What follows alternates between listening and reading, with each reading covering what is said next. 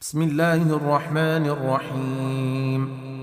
تبارك الذي بيده الملك وهو على كل شيء قدير، الذي خلق الموت والحياة ليبلوكم أيكم أحسن عملا، وهو العزيز الغفور، الذي خلق 7 سماوات طباقا، ما ترى في خلق الرحمن من تفاوت، فارجع البصر هل ترى من فطور، ثم ارجع البصر كرتين ينقلب إليك البصر خاسئا وهو حسير، ولقد زينا السماء الدنيا بمصابيح وجعلناها رجوما للشياطين وأعتدنا لهم عذاب السعير، وللذين كفروا بربهم عذاب جهنم وبئس المصير. إذا ألقوا فيها سمعوا لها شهيقا وهي تفور، تكاد تميز من الغيظ كلما ألقي فيها فوج سألهم خزنتها ألم يأتكم نذير، قالوا بلى قد جاءنا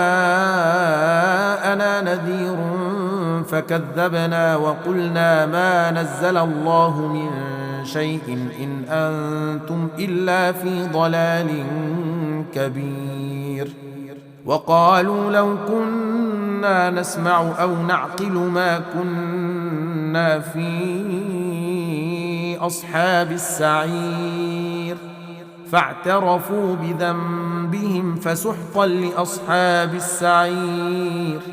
إن الذين يخشون ربهم بالغيب لهم مغفرة وأجر كبير، وأسروا قولكم أو اجهروا به إنه عليم بذات الصدور، ألا يعلم من خلق وهو اللطيف الخبير.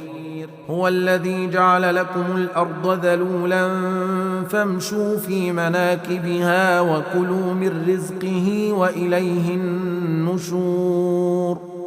أأمنتم من في السماء أن يخسف بكم الأرض فإذا هي تمور، أم أمنتم من في السماء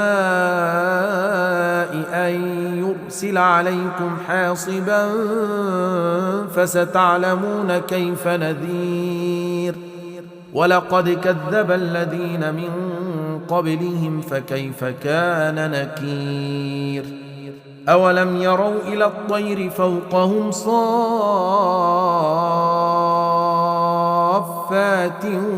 ويقبضن ما يمسكهن إلا الرحمن إنه بكل شيء بصير.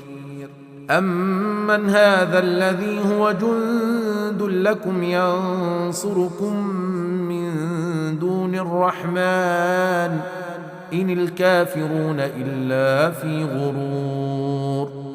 أمن هذا الذي يرزقكم إن أمسك رزقه بل لجوا في عتو ونفور. أفمن يمشي مكبا على وجهه أهدى أمن يمشي سويا على صراط مستقيم. قل هو الذي أنشأكم وجعل لكم السمع والأبصار والأفئدة قليلا ما تشكرون. قل هو الذي ذرأكم في الأرض وإليه تحشرون. ويقولون متى هذا الوعد إن كنتم صادقين. قل إنما العلم عند الله وإنما أنا نذير مبين فلما رأوه زلفة سيئت وجوه الذين كفروا وقيل هذا الذي كنتم به تدعون قل أرأيتم إن أهلكني الله ومن معي أو رحمنا فمن يجير الكافرين من عذاب أليم قل هو الرحمن آمنا به وعليه توكلنا فستعلمون من هو في ضلال مبين قل أرأيتم إن أصبح ماؤكم غورا فمن يأتيكم بماء معين